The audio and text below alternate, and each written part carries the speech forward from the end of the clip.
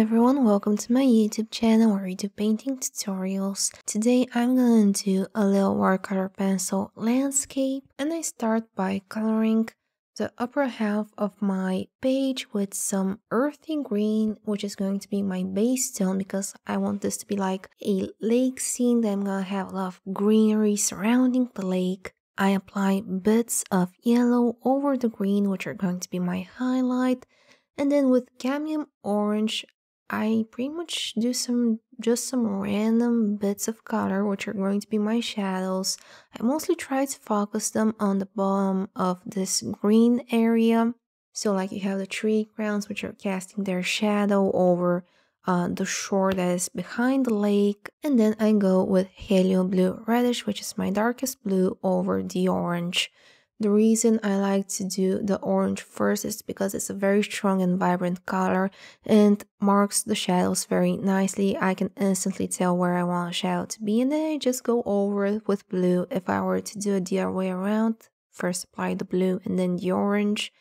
The blue tends to mix with the green a bit, and I sort of lose the spots where I want the shadows to be. It's just my personal preference and how I like to do these things. It's how I find them the easiest. Then I take some grassy green and I apply that over the previous green just because it's a bit more vibrant, a bit more almost like a neon kind of color. It's going to really make everything pop. Then with a watercolor brush that is barely damp, I like to tap it onto the napkin I have on the bottom of the frame. I don't know if you can tell, just to make sure it's not too wet. What I mean by that is if you tap the clean brush onto the back side of your hand and it leaves a little droplet behind, it's too wet. The bristles should feel moist, but it should not leave a droplet behind. That is when it's perfect for this technique, which is the tapping technique. I just go tap tap tap over this entire green background I just did. That way I get a lot of texture, which is very helpful to mimic trees, greenery, foliage, etc. And I do not aim at going from light to dark. I don't try to go from the light yellowy bits to the dark blue and oranges. I just go pretty much randomly because it's fine if some of the darker mixes go onto the lighter areas. It's just going to help create new mixes, create some depth in the color instead of making it 2 or 3 separate tones. That's gonna be a bit weird. It just helps gain a large variety of colors without actually putting in the effort. I hope that makes sense as an explanation. And while it dries, I apply that same grassy green over the lake in horizontal motions. This is very, very important. It is crucial to this painting actually.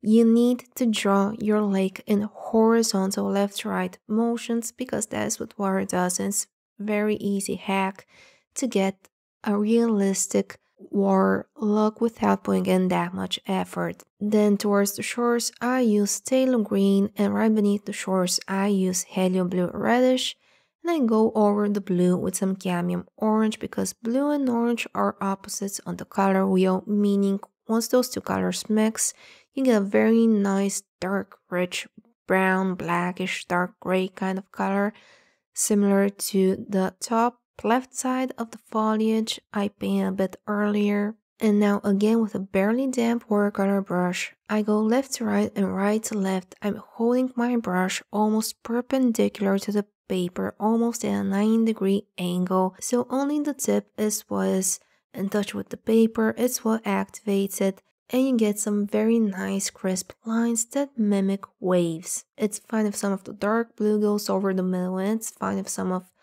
the middle light green sections go over the darker ones. It's perfectly fine. It's what work sparkles do.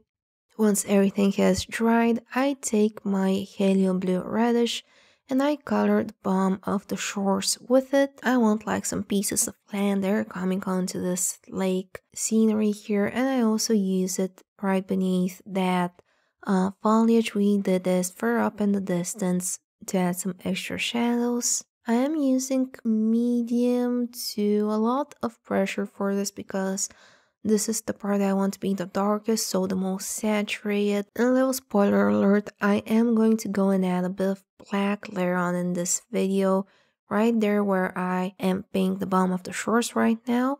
Because like I said, I want that to be the darkest area because we have all the trees on top and all the foliage that is casting its shadows, so it gets to be dark. I go with cadmium orange over those blue sections I just did, and then I add some green over them. I don't know, maybe there's some fallen leaves or grass or something, I don't know. I'm just making this up as I go. Then I add a bit of walnut brown because, I don't know, durer brown, I don't know. Just make sure to cover everything nicely, and then I go again with my watercolor brush, and this time I blend this. It does not matter if you end up covering bits of the green. It's actually pretty fine. I just want everything to mix in like one solid mud-like color. And there is no specific order to blending this. Just go in whatever order feels the most comfortable to you. My general word of advice is to, if you're right-handed, to go from any objects you may have on the top left first and then work on the right side, because otherwise you're gonna smudge it over with your hand. And if you're a lefty, work on whatever you have on the right side first and then move towards the objects you have in the left. Now with my walnut brown, I'm going to color and add some tree trunks, but don't make it like a solid line that goes from the bottom upwards. I like to skip some bits so it looks like the green foliage covers parts of the tree trunks. Whenever I'm doing branches, instead of doing a solid line, I tend to skip some bits. Just helps make it look a bit more realistic. So I'm going to do a couple of trees to the right side there without putting in too much effort, and then some smaller ones, just some very faint lines there on that forest bit we have in the background. A couple of I shapes, a couple of V shapes, that is more than enough. And then I'm gonna add an extra tree to the left side, just the one that is slightly slanted at an angle. And optional, I like to go with my dark blue over the brown to neutralize it, make it look a bit darker and less muddy. I don't know, I just find that browns straight out of packaging, whether it's watercolors or pencils, tend to look ugly, so I usually mix them with something else, and usually that is dark blue. I use this blue to define a bit more of the shadows and the foliage. I don't know, if there's like a random blob of paint I like near the trees, I'm just gonna underline it to make it look like a tree crown. I just tend to search and look for odd shapes and use that to my advantage. Just outline with the blue and voila, you have a tree crown. Then I'm gonna go with a bit more green there to saturate them a bit more, make them pop compared to everything else, so it looks like they're a bit more outwards in the painting, because usually what you have further out is going to look fainter than what you have in the foreground. Then I add some more of the orange over the blue to neutralize it, make a nice dark color. I forgot to activate that piece of short there that is pretty much in the center. I don't know how I did not see that. I'm just gonna quickly blend it out. And then I'm going to tap over all of the shadowy bits of the foliage I just added, go over the tree trunks to activate them. What activating means is it's going to activate the pigments in the pencil, and it usually makes them more vibrant.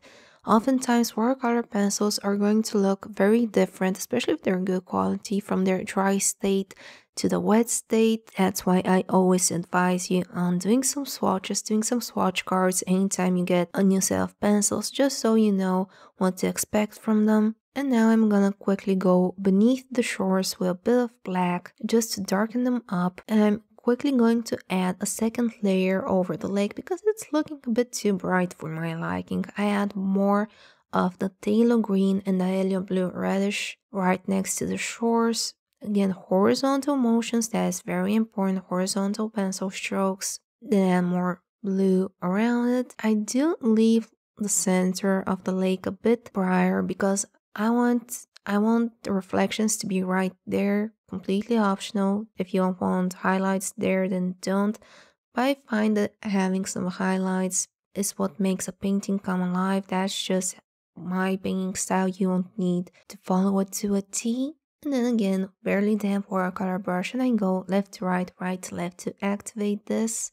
And I thought I'd add some skipping stones with black because why not?